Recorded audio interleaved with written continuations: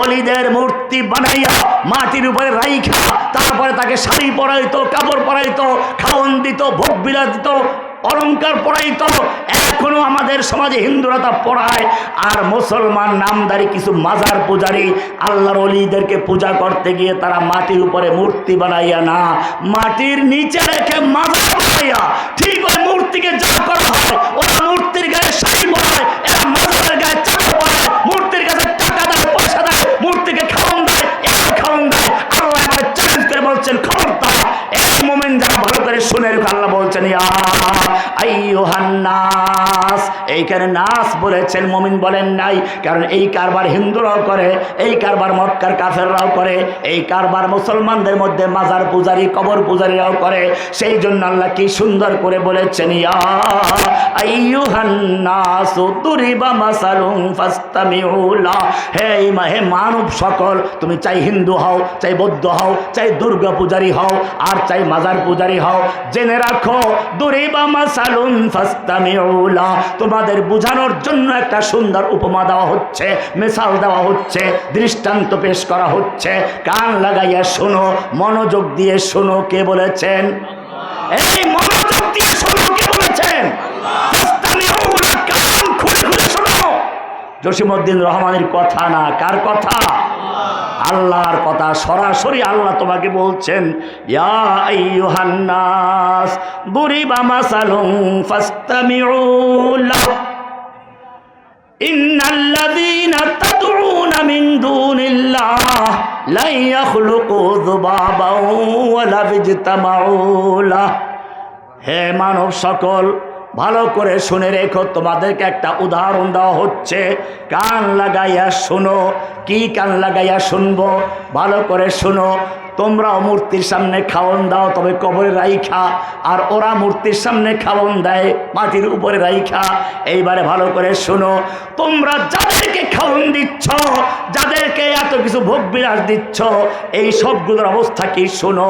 লা ইয়াখলুকু যুবাবান ওয়ালা ইজতামাউ লাহু, এই সব লোকগুলো একাত্র হলে একটা মাছি তৈরি করতে পারবে না। কি পারবে না? সূরা হজ ৭৩ নম্বর আয়াত। মাছির কথা কেন বললো? আর কোনো কিছু পায় নাই খুঁজে? মাছির একটা বিশেষ কারণ আছে। আপনি যদি ওই মাজার থেকে কোনো টাকা পয়সা গরিব মানুষ ছিনতাই করে, তারে ছিনতাই করে দিবে? ওই মাজার পূজারীর যারা বাহিনী আছে, পিটে আপনার হাত পা ভেঙে দিবে। মূর্তির সামনে খাবার রাখা আছে, আপনি আনতে পারবেন না। কিন্তু মাছি তো ঠিকই নেয়। মাছি কি করে? মাছি ফিরাইতে পারে ওরা? ওই ঠ্যাঙ্গাওয়ালারাও পারে না, মাজারওয়ালাও পারে না, আর মূর্তিওয়ালাও পারে না। এই জন্য কোরআন মাছির কথা বলেছে, ভালো করে শুনে পারে। কি বলছে আল্লাহ তাআলা? ইন্নাল্লাযীনা তাদউনা মিন দুনিল্লাহ, তোমরা আল্লাহর পরিবর্তে যাদের ইবাদত করো, যাদের ডাকো, যাদের পূজা করো, চাই মাটির নিচে রাইখা পূজা করো আর মাটির উপরে রাইখা করো, যেটাই করো, ইন্নাল্লাযীনা তাদউনা মিন দুনিল্লাহ লা ইয়াখলুকু যুবাবান ওয়ালা ইজতামাউ লাহু, ওরা সব মিলে একটা মাছিও তৈরি করতে পারবে না। কি পারবে না? যুবাব মানে কি? মাছি। এরপরে আল্লাহ আরো মজার কথা বলেছেন, আসল কথাটা, ওয়া ইয়াসলুবুহুমুয যুবাবু শাইআ, ওদের সামনে দেওয়া খাবার মিষ্টি আছে, দামি দামি খাবার আছে, ওখান থেকে যদি মাছি কোনো খাবার অংশ ছিনতাই করে নেয়, লা ইয়াস্তানকিজু, ওই মাছির কবল থেকে ওই মূর্তি পূজকরাও ফিরাইতে পারে না, মাজার পূজারীও ফিরাইতে পারে না, মাজারওয়ালাও ফিরাইতে পারে না, মূর্তিও ফিরাইতে পারে না। আল্লাহ বলছেন দাউফাত তালিবু ওয়াল মাতলুব, কি দুর্বল যে তালেব আর যে মাতলুব, যে ডাকে আর যাকে ডাকে। সূরা হজের ৭৩ নম্বর আয়াত।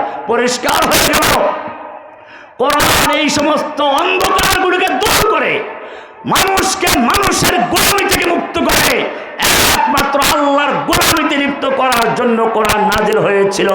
এই কোরআনকে যারা মানতে যাবে তাদের উপরে জুলুম, অত্যাচার, নির্যাতন যুগে যুগে এসেছে, আসতে থাকবে। কিন্তু এবারে আল্লাহর পক্ষ থেকে একটা বড় পুরস্কারের কথা আছে। আমি এটা বলি শেষ করব। শুরু করেছিলাম যেখান থেকে, সেই সূরা কসাস যেখানে 4 নম্বরে বলা হয়েছিল ফেরাউনরা যুগে যুগে লোকদেরকে শাসন করার জন্য বিভিন্ন দল উপদলে বিভক্ত করে, এরপর অত্যাচার জুলুম নির্যাতন করে, এক দলকে দুর্বল করে রাখে। এইবার আল্লাহ বলছেন আমি আমার সুন্নাহ নিয়ম হচ্ছে চিরস্থায়ী কাউকে বন্দোবস্ত দেই না। অনুরিদু আন্নামুন্না আলাল্লাযীনা ইসতুদঈফু ফিল আরদি, যতদিন পর্যন্ত যাদেরকে নির্যাতন করা হয়েছে, যাদের নিপীড়ন করা হয়েছে, যাদেরকে কারাবন্দি করে রাখা হয়েছে, যাদেরকে রাস্তায় পিটানো হয়েছে শাহবাগে, পিটানো হয়েছে হাটাজারিতে, পিটানো হয়েছে ব্রাহ্মণবাড়িয়াতে, পিটানো হয়েছে সাইদি সাহেবের মতো একজন লোক বাংলাদেশে সর্বপ্রথম যিনি এই মাজার পূজা কবর পূজার বিরুদ্ধে আওয়াজ তুলেছিলেন, সেই লোকটাকে পর্যন্ত রাজাকার বলে কারাগারে বন্দী করে রেখেছে। এবারে আল্লাহ বলছেন অনুরিদু আন্নামুন্না আলাল্লাযীনা ইসতুদঈফু ফিল আরদি, যাদেরকে দুর্বল করে রাখা হয়েছিল, অত্যাচারিত হয়েছে যা, নির্যাতিত হয়েছে যা, নিপীড়িত হয়েছে যা, কারাবন্দী হয়েছিল যা, রক্ত দিয়েছে যা, সেই যুগ পর্যন্ত এবারে আমার সুযোগ এসেছে, আমি তোমাদের প্রতি অনুগ্রহ করব। কে বলেছেন? কে অনুগ্রহ করবেন? অনুগ্রহ পেতে হলে ঐক্যবদ্ধ থাকতে হবে, আল্লাহর দোষ দিয়ে চলবে না। ঐক্যবদ্ধ হলে আল্লাহ তাদেরকে অনুগ্রহ করবেন, 1 নম্বর ওয়াদা। 2 নম্বর ওয়াদা ওয়ানাজআলহুম আইম্মা, আমি তাদেরকে লিডার বানাবো। কয় নম্বর ওয়াদা? আমি ব্যাখ্যা দিচ্ছি না আজকে আর। নাজআলহুম আইম্মাতান, আমি তাদেরকে ইমাম বানাবো, লিডার বানাবো। 3 নম্বর বলেছেন ওয়ানাজআলহুমুল ওয়ারিসিন, আমি তাদেরকে ওয়ারিস বানাবো। ওয়ারিস কাকে বলে? ওয়ারিস মানে তো বোঝেন নাই। ওয়ারিস মানে হচ্ছে মানুষ মারা গেলে পরে সন্তানরা তার বাবার সম্পত্তি পায় না, ঠিক তেমনি ভাবে দুনিয়াতে আল্লাহ ওয়ারিস বানাবেন, আখিরাতে বানাবেন। এই আয়াতের তাফসীরে লেখে জান্নাতুল ফেরদাউসে প্রত্যেকটা মানুষের জন্য এক একটা জান্নাত আছে। এখন যারা কাফের তারা তো ওই জান্নাতে যাবে না, ওটা খালি থাকবে। আল্লাহ রাব্বুল আলামিন মুমিনরা তো এমনি একটা ভাবে নিজেরটা, আর ওই যে কাফের যারা পায় না খালি আছে, আল্লাহ মুমিনদেরকে সেই কাফেরদের ওয়ারিস বানিয়ে ওটা বোনাস দিয়ে দিবেন। এটা তো আখিরাতে, দুনিয়াতেও দিবেন। দুনিয়াতে এতদিন পর্যন্ত যারা জুলুম করেছে, অত্যাচার নির্যাতন করেছে, আল্লাহ তাআলা বলেছেন ওয়ানাজআলহুমুল ওয়ারিসিন, আমি তোমাদেরকে তাদের ওয়ারিস বানাবো। তাদের সম্পত্তি, তাদের বাড়িঘর, তোমাদের বাড়িঘর যেমন লুট করেছে, তোমাদের সম্পত্তি লুট করেছে, তোমাদের সন্তানদের হত্যা করেছে, ঠিক তেমনি ভাবে আমি তাদের সমস্ত সম্পত্তির মালিক তোমাদেরকে বানাবো। ওয়ারিসিন। 4 নম্বর ভালো করে শুনুন, যদি ঐক্যের কারণে আল্লাহর এই নিয়ামত থেকে বঞ্চিত হও, এরপরে এমন গজব আসবে যেটা হয়তো আরাকানকেও ছাড়িয়ে যাবে, কাশ্মীরকেও ছাড়িয়ে যাবে, ফিলিস্তিনকেও ছাড়িয়ে যাবে। আল্লাহ তাআলা বলছেন 5 নম্বর 4 নম্বর পুরস্কার অনুমাক্কিনা লাহুম ফিল আরদি, আমি তাদেরকে জমিনের তামকিন দিব, ক্ষমতা দান করব। কি দান করবেন? এই আয়াত অনুযায়ী আপনারা এখন ক্ষমতা পাওয়ার কথা, আপনারা ক্ষমতা পাওয়ার কথা। এরপরে 5 নম্বরে আরেকটা কথা আছে যেটা খুবই গুরুত্বপূর্ণ, এটা আল্লাহ দেখাচ্ছেন। 5 নম্বর অনুরিয়া ফিরাউনা ওয়া হামানা ওয়া জুনুদাহুমা মিনহুম মা কানু ইয়াহযারুন। অনুরিয়া, আমি দেখাইয়া দিব ফেরাউনকে, হামানকে, অজুনুদাহুমা, ফেরাউনকে, লেডি ফেরাউনকে, হামানকে, কাউয়াকাদেরকে, দরবেশ বাবাকে, এই সবকে দেখাইয়া দিব। কে বলছেন? অনুরিয়া ফিরাউনা ওয়া হামানা ওয়া জুনুদাহুমা, আমি ওই আইন মন্ত্রীকে দেখাইয়া দেব, ওই দরবেশ বাবাকেও দেখাইয়া দেব, কালামানিককেও দেখাইয়া দেব, পলককেও দেখাইয়া দেব। নুরিয়া ফিরাউনা ওয়া হামানা ওয়া জুনুদাহুমা মিনহুম মা কানু ইয়াহযারুন, যেটা তারা ভয় পাচ্ছিল, তারা আগেই ভয় পাচ্ছিল যে হয়তো আমরা একসময় ধরা খেয়ে যাব, আমাদের এত লোক মারা যাবে। বলেন আগেই ক্ষমতা গেলে এত লোক মারা যাবে। ওরা যেটা ভয় করেছিল আমি ওটা দেখাইয়া দিব। কে দেখাই দিবেন? এই অনুযায়ী যদি বাংলাদেশের তাওহীদি জনতা ঐক্যবদ্ধ থাকতে পারে, সমস্ত ভেদাভেদ ভুলে গিয়ে দালালি ভুলে গিয়ে ঐক্যবদ্ধ থাকতে পারে, আল্লাহর এই ওয়াদা অনুযায়ী এখন শাসন ক্ষমতার মালিক হবে মুমিনরা। কারা হবে? শর্ত একটাই, মাওলা মানতে হবে কাকে? নাকি ইন্ডিয়াকে? কোরআন বলছে যালিকা বিআন্নাল্লাহা মাওলাল্লাযীনা আমানু ওয়া আন্নাল কাফিরিনা লা মাওলা লাহুম। এখন নির্বাচনের সময় একটা স্লোগান শুনবেন, একটা পাতি নেতা চিৎকার মারবে, এই নেতা আছে, তখন ওর শিয়ালের মতো যারা অনুসারী তারা বলে হুররে হুয়া আছে। ওই কোনটা আছে? অমুক নেতা বলে না। আল্লাহ বলছেন কি শোনেন ভালো করে, আল্লাহ বলছেন না, ওদের কোনো নেতাই নাই। কি বলছেন? আল্লাহ করে পরিষ্কার বলেছেন, ওরা যতই স্লোগান দেয় নেতা আছে, আল্লাহ বলছেন না, নেতা নাই। যালিকা বিআন্নাল্লাহা মাওলাল্লাযীনা আমানু ওয়া আন্নাল কাফিরিনা লা মাওলা লাহুম। আল্লাহ তাআলা বলছেন মুমিনদের মাওলা কে? আল্লাহ। ওয়া আন্নাল কাফিরিন, আর কাফেররা যতই দাবি করুক, তাদের ছাত্রলীগ আছে, যুবলীগ আছে, ধর্ষক লীগ আছে, চুরি লীগ আছে, গুন্ডা লীগ আছে, হুন্ডা লীগ আছে, হেলমেট লীগ আছে, আর গুম লীগ আছে, আর নরেন্দ্র মোদীর সেই গেরুয়া লীগ আছে। আল্লাহ বলছেন না, যালিকা বিআন্নাল্লাহা মাওলাল্লাযীনা আমানু ওয়া আন্নাল কাফিরিনা লা মাওলা লাহুম। ওদের কোনো মাওলা নাই। কে বলেছেন? আল্লাহ পরিষ্কার বলে দিয়েছেন ওদের কোনো মাওলা নেই। মুমিনদের মাওলা আছেন কে? মুমিনদের মাওলা কে? এখন ইজ্জত সম্মান চাবো কার কাছে? মুমিনদের মাওলা আছেন। এটা কোরআন সূরা মুহাম্মদ 47 নম্বর সূরার 11 নম্বর আয়াত। কয় নম্বর আয়াত? বদর যুদ্ধে আবু জাহেল স্লোগান দিচ্ছে, ওলো হবল, হবলের জয় হোক। এরপরে স্লোগান, জয় বাংলা আর কি, এরপরে স্লোগান লানাল উজ্জা ওয়ালা উজ্জা লাকুম। আমাদের উজ্জা আছে, নরেন্দ্র মোদী আছে, পালিয়ে যেতে পারবো, তোমাদের কি আছে? আল্লাহ তাআলা উত্তর দিয়ে দিলেন, বলো যালিকা বিআন্নাল্লাহা মাওলাল্লাযীনা আমানু। মুমিনদের মাওলা আছে, ওয়ান্নাল কাফিরিনা লা মাওলা লাহুম। ওদের কোনো মাওলা নাই, ওদের কোনো কেউ নাই। সাহায্য করা মালিক কে? আল্লাহ। বিশ্বাসে থাকতে হবে। কাফেরদের কাছে ঘুরঘুর করলে চলবে না, ওদের নেতৃত্ব পাওয়ার জন্য ওদের ধরনা দিলে চলবে না। সাহায্য আসবে কোত্থেকে?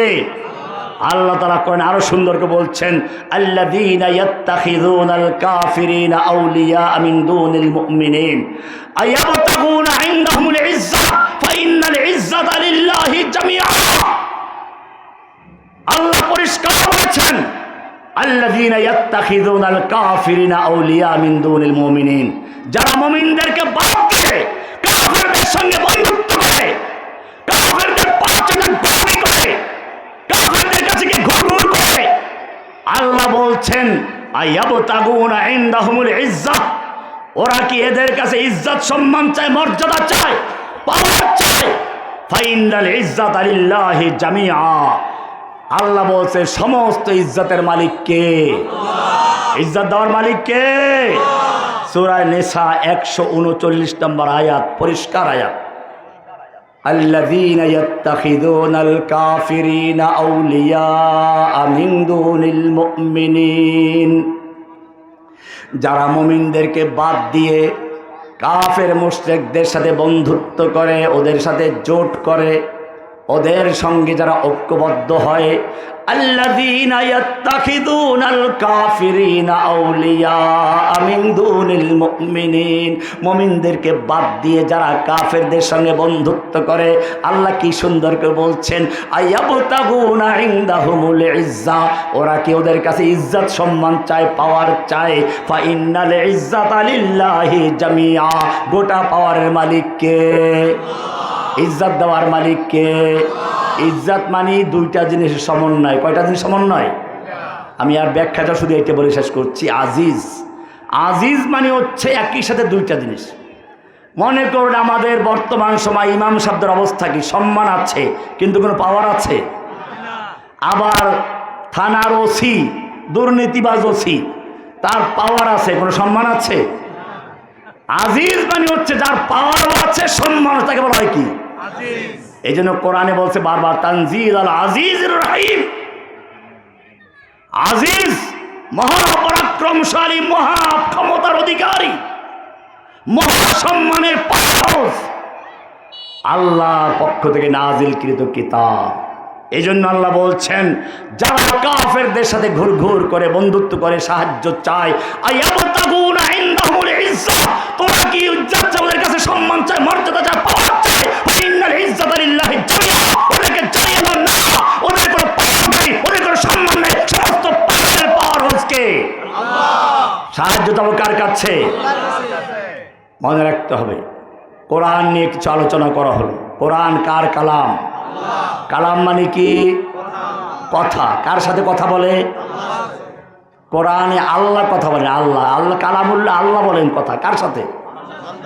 মানুষের সাথে। কখনো ইয়া আইয়ুহান নাস, সাধারণ মানুষকে বলেন, কখনো ইয়া আইয়ুহাল্লাযীনা, আবার কাফেরকেও বলে ইয়া আইয়ুহাল কাফের, বলে না?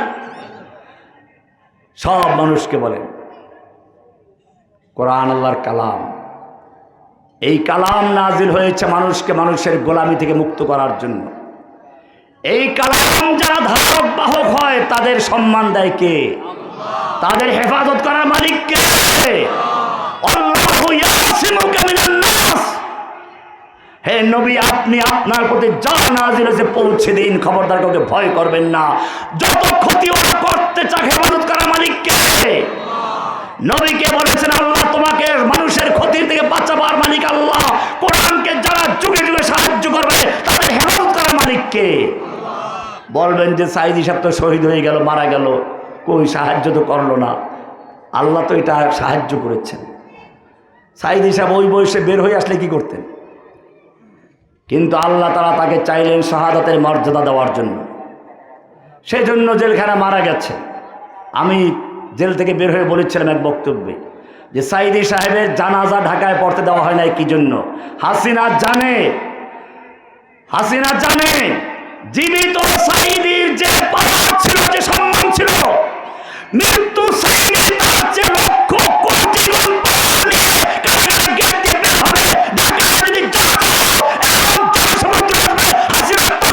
ভেঙে চুরমার হয়ে যেত। এই ভয়ের কারণে জানাজা পড়তে দেয় নাই। আবার চাইলেন রহমানিকে বের করতে, রহমানি কিছু কথা বলুক, সবাই আছে একটু, এটা আল্লাহর মর্জি। আমাকে তিনবার ক্রস ফায়ার ধরে নিয়ে গেছে। সেই কিস্সা কই এখন সময় নষ্ট করছি না। আরো কোনো বক্তা আছে নাকি? আরো কোনো আলেম আছে? মানে ভাবেন শেষ? আচ্ছা, আমি গল্প করবো না, আমি একটা আপনাদের কথা বলি। সেটা হচ্ছে, আপনারা শুনেছেন শহীদের যখন শহীদ হয় ব্যথা অনুভব করেন, একটা মশার কামড়ের মতো, পিঁপড়ার কামড় বলা হয়েছে। আমার মনে হয় তাও না। আমার একটা বাস্তব, যখন তারা আমাকে ক্রস ফায়ার দেওয়ার জন্য অনেক দূরে কোথাও নিয়ে দাঁড় করেছে, জঙ্গলের ভিতরে গুলি করবে, দাঁড় করিয়ে আছে, আমার কাছে মনে হচ্ছিল যে আমি এখনো কেন গুলি করে না। শরীরটা পাখি যেমন উড়াল দেওয়ার আগে, আমি তখনই চিন্তা করেছি যে পাখি উড়াল দেওয়ার আগে যেমন শরীরটা তার হালকা হয়ে যায়, এই উড়াল দিবে। একটা বিমান উড্ডয়নের আগে যেরকম ভাবে একেবারে হালকা হয়ে যায়, ওরা যখন আমাকে দাঁড় করে গেছিল, আমার মনে হচ্ছিল আমি এখনই উড়াল দিয়ে আল্লাহর কাছে চলে যাচ্ছি। সেই সময় কিসের গুলি আর কিসের কি, আমি তো হয়ে আছি।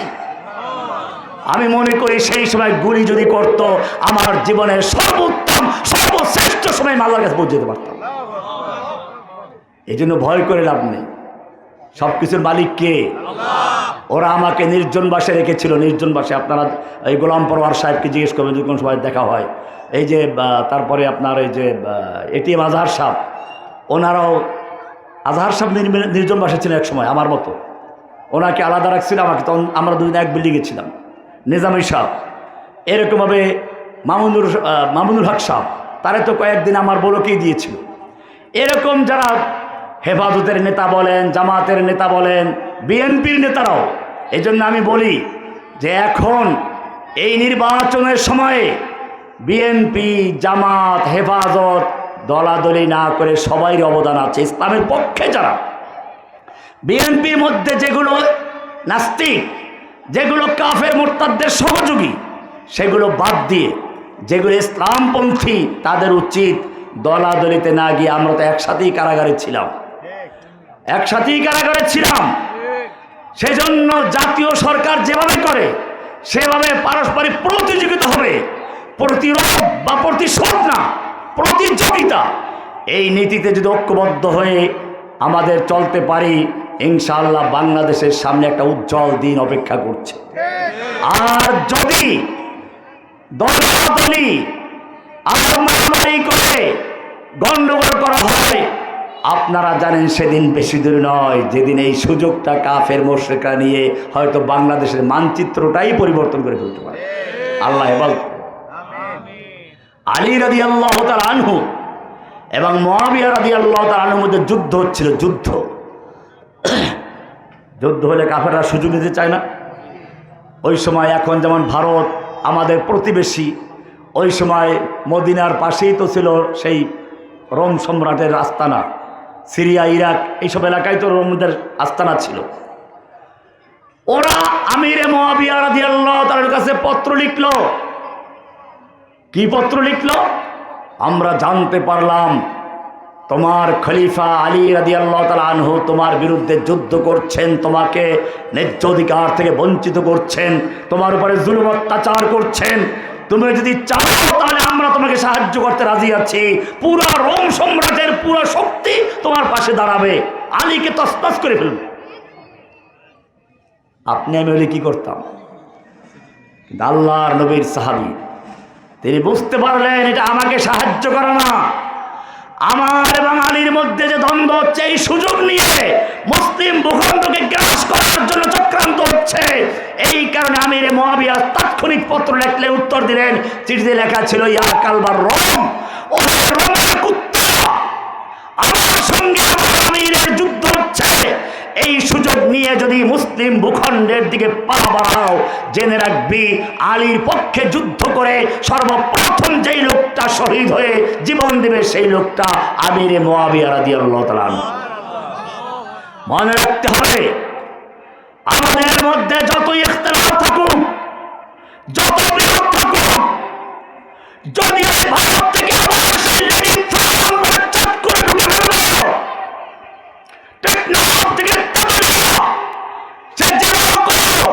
ইসলামপন্থী দেশপ্রেমিক যারা আছে ঐক্যবদ্ধ ভাবে ওই চট্টগ্রামকে ধ্বংস করে ফেলার জন্য তৈরি থাকতে হবে ইনশাআল্লাহ।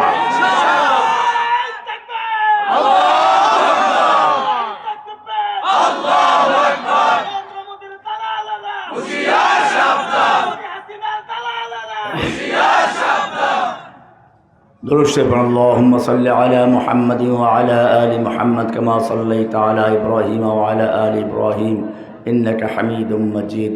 الحمد لله رب العالمين والصلاة والسلام على سيد المرسلين وعلى آله